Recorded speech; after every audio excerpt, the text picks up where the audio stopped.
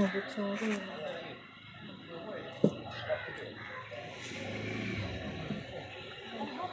Na kuipa kabisa ya cabbage ndio mtuma mtoto. Sawa. Sasa hivi namtuma mtoto.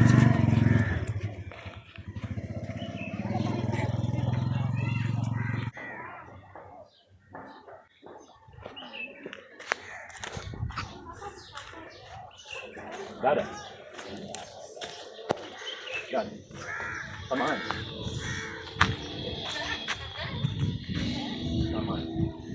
Bila samahani. Samahani. Alaikum salaam. Kama Namba ya simu. Wala namba yangu kwa nini?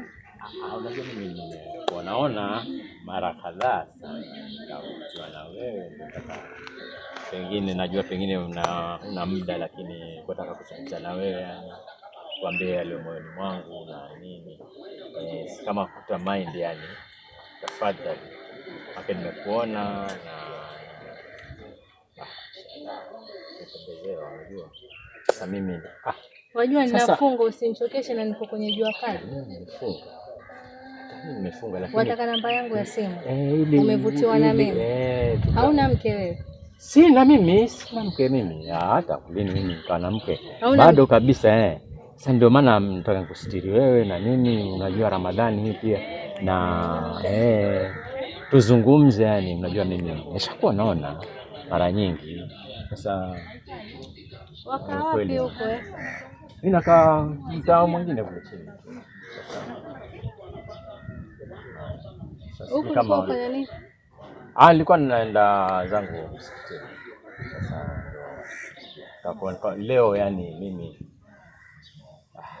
naona yani nimeona ni tuzungumze kama huna muda naweza mimi kwanza mpe 500 basi hapo manake ninanunua hivi vitu vya mchuzi lakini sina mchuzi. Bado si. Wewe unataka namba yangu? Sasa unataka nikupe namba yangu bure bure tu hivi bila hata kunipa ndururu. Sio hivyo basi. Si watu wanazungumza kwa nitakwambia. Lakini sasa mbona basi muda mtu? Sina. Njoo hapa, njoo. Yani mimi waniaga waenda msikitini huwa wakati watafuta hapana. Yani mimi ni mke wako kisha bado wataka kunitongoza. Sasa kwa mara nyingi mwanamume mbasha wewe. Ramadhani uogope hata Ramadhani. Uogopi Mungu wako. Yaishe hapo tu. Inaonekana basi mimi kweli navutiwa na wewe na umbile lako hili. Wavutiwa na kama ingekuwa ni mwanamke mwingine singekuwa ushapewa namba ushaanza kumtangaza. Mimi nilijua tu kwamba huwezi kutoa namba. Nilikuwa na kutest. Na wallahi nakuapia. Rudi wanitesti. Prank. Wanitest. Ilikuwa prank. Sasa hiyo prank yako nakwambia. Nilikuwa najua kabisa huwezi wewe. Kwanza hata ikibidi wacha nikachukue pesa zangu niregeshe hivi vitu manake linaitwa sipiki kuanzia leo mpaka Ramadhani itakapokwisha. Sasa wewe huelewi kwamba watu hutaniana na kufanyana prank ya kuangalia wanawake za watu na kuwatongoza matani hayo. Si matani mabaya, yani nilikuwa nakupima imani yako yani vile wewe. Barabara, wanipima mimi barabara. Mimi najua kabisa wewe huwezi kukubali mambo kama hayo. Ndio mimi mashallah mke wangu una msimamo kweli. Msimamo mimi ninao wewe wa kutongoza wanawake za watu. Nilikuwa najua ni wewe. Kama ingekuwa ni mke mwingine wa mtu.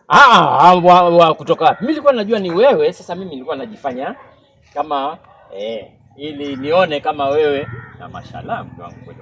Mtu ana matendo yake maovu anayoyatenda. Pengine yeye ana kimada kule kichochoroni kwamba ukutana nacho. Ana mwanamke amemweka kinyumba, anafanya vitendo vya zinaa, anafanya vitendo vingine ambavyo kwamba ni vya uovu, lakini yote anafichana haya mema anayoyatenda, ili hata mtu akija akisema fulani bwana ni mbaya, fulani atembea na mke wa mtu, fulani azini na binti ya mtu, fulani ni mchafu kiasi, watu watasema hapana, wamsingizia kwa sababu kila kipindi anaonekana msikitini.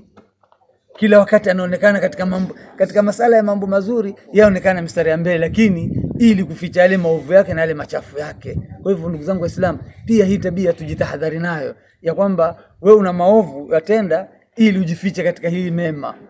haya mazuri unayofanya, ili watu pia watakutetea kwamba hapo mmamsingizia. Kwa hivyo waja ujiweke katika njia ya kisawa ya kumridhisha Allah subhanahu wa ta'ala. Ikiwa bado tuko katika kuelimishana na kutanabishana, kuna vitu ambavyo kwamba mengine ambavyo kwamba tunayafanya katika ulimwengu wa kileo.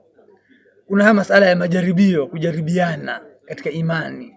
Hasa sisi wanaume wakati mwingine tuna tabia, hata mke pia. Wanadamu leo tunajaribiana. Leo hii unataka kumjaribu mkeo imani. Umwangalie huyu mke wangu kweli yuko katika sirata mustaqim ama ni mtu ambaye kwamba anavikona kona.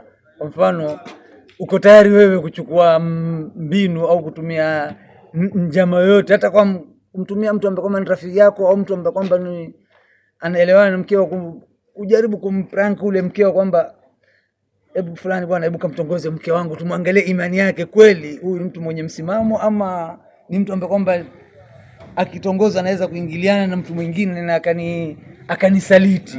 Hivi ni vitendo ndo ambavyo kwamba havipendezi, hasa katika umma wa Kiislamu. Tusijaribiane imani.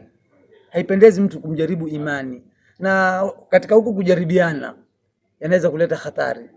Na mengine yanashaonekana katika ulimwengu kwamba wewe umemtuma mtu fulani akamtongoze mkeo, na akaenda akamtongoza, kwa bahati mbaya yule bwana akawa na mistari yake ni mikali mno, ikamhadaa na shetani yuko pale kumshawishi. Kwa sababu siku zote ukiwa wewe ni mtu ambaye unataka kumjaribu imani, shetani naye huchukua ile nafasi akamshawishi kubali. Mwisho ukakuta kwamba nyumba zinaweza kuvunjika, ndoa zikavunjika, na mke akawa ameenda na yule mtu, au katika ile kumjaribu kwako mke akaenda kazini au akachukuliwa na mwanaume mwingine kwa sababu ya kule kujaribiana imani. Kwa hivyo tuache tabia ya kujaribu imani ya mtu mwingine, hasa katika majumba yetu, kwa wake zetu au wake kwa mabwana zao. Pia tusijaribiane imani. Usimwambie sahibayo au mwanamke ambaye kama hata mwanamke kumwambia mwanamke mwenzake, kamjaribu mume wangu, tumwangalie kweli yanipenda kwa dhati ama anaweza kughilibika na akatembea na mwanamke mwingine. Hata wewe mume pia haipendezi hata katika mjtama wa Kiislamu, wala nyenendo na tabia za Kiislamu hazipendezi. Madamu mmeoana, muishi katika njia ya kumridhisha Allah subhanahu wa ta'ala. Coco FM, ladha ya Pwani.